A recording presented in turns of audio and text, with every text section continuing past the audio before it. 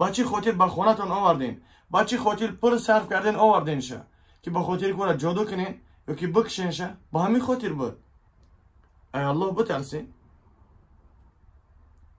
دنیا نه اونقدر کیرا داره که ما به خاطر دنیا، به خاطر ملک مال اشیای دنیا قیامت خود را بسوزانیم. این روزه می فردا حاضی مرگ ناگهان شدگه، مرگ غفلت شدگه. یک از نشونه ها قیامت همین است که مرگ غفلت بالای ما و شما میآید.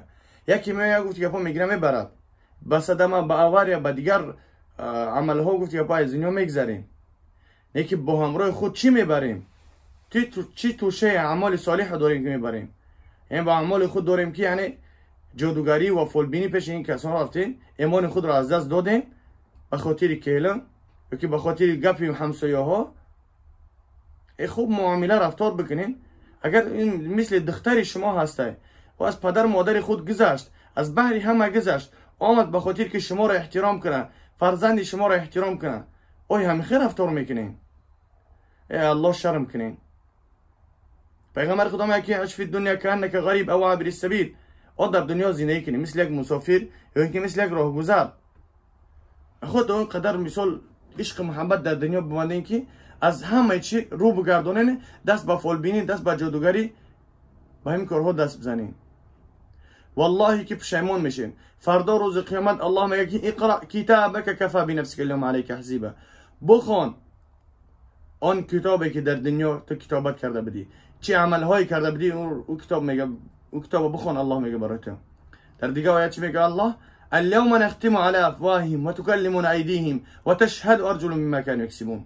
او روز میگه الله دهنهای شما را من مهر میزنم، دستهای شما گپ میزنم و پاهای شما شاهدی میده که شما کجا رفتین، پیش کدام فالبین رفتین و کدام عملها گرفتار بدین. الله سبحانه و تعالی همه ما و شما را توفیق بده و برای راست هدایت کنه.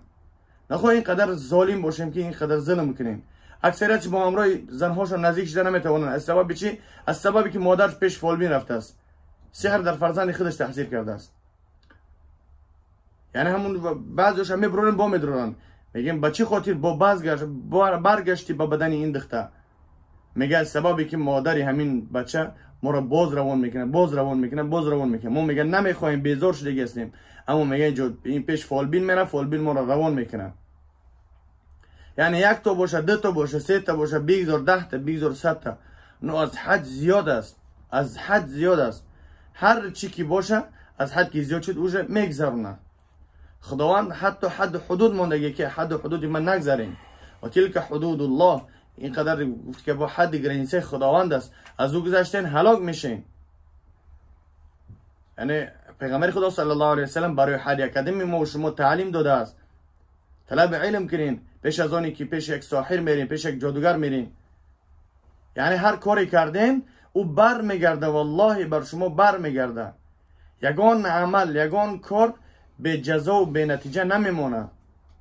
بدرفتاری کردی، بدرفتاری انتظار باش. چه عمل بدی کردی نسبت یگان دختر، نسبت دختری تو همون گونه رفتاری بد میکنن. یا که نسبت فرزند یک از بدرفتاری کردی، نسبت شوهر یک از دیگر بد، چی کاری کردی همون چیز انتظار باش. مگر شخصانی که توبه نکنن از پروردگار و کسانی که دست به سحر و جادو زدین. ای الله بترسین. هر سحر و جادویی که در کجایی که دفن کردین، در کجای گور کردین، در کدام قبرستانی نباشه، در کدام تای درختی نباشه، در کدام کنج دیواری نباشه، در کدام کنج شکافی نباشه، در کدام کنج آینه نباشه، از همونجا برای سحر بگیرین، برین بوشون، هوشون کنین و توبه کنین نزد پروردگار. الله میگه که یا ایها الذین آمنوا توبوا الی الله توبه نصوحا. و کسانی که ایمان آوردن توبه کنن و عمل صالح کنن نزد پروردگار بر بگردن. پیغمبر خدا صلی الله علیه و سلم فرمودند که التائب من الذنب کمن لا ذنب له. توبه کننده گناه چون که در اون گناه وجود نداره. همه ما و شما خطاگر هستیم، کلنا خطاؤون، همه ما و شما خطاگر هستیم. و خیرنا التوابون. بهترین ما و شما همون شخصی که توبه میکنه برای گناههای خودش. از الله بترسیم، توبه کنیم، بر بگردیم به سوی پروردگار. ما این روزا فردا والله که از دنیا سیر شده هستیم. دنیا چی قدر کار نکنی، نه فرزند ریزا میشه، نه زن، نه دیگه و دیگه و دیگه. تنها به خاطر ختان، به خاطر عقبای آخرت، به خاطر دنیای آخرت عملهای خوب انجام میدین. ملک، مال، ماشین، زر، زیور، زن، فرزند، همه اینها باقی میمانند. یگانه چیز با همراه تو میره این اعمال صالح است. نمازهای خواندگیت است، عبادتهای کردگی است، تلاوتهای قرآن کردگی است، ذکر اذکارهای گفتگیت هستند. اونها با همراه تو در قبرستان میمونه و این ملک و مال همش درد سرد میمونه و این عملهای کردگی همش والله بالله تالله که از اینها از هر یک قدمش پرسان کرده میشود. و به خاطر دنیا آخرت نفروشین. خداوند هر یک از ما و شما را هدایت کنه و اون جادوگرهای بدبخت های کافر و ظالم خداوند نیست نابود بگردانه و کسانی که پیش ساحرا میروند الله اونها را توفیق بده. اگر که سزاوار توفیق هدایت نباشند الله اونها را به مثل این جادوگرها خار و ذلیل بگردانه. فی امان الله. السلام علیکم و رحمت الله و برکاته. یگان گپی بلند گفته باشم از همتون معذرت و بخشش در امان الله.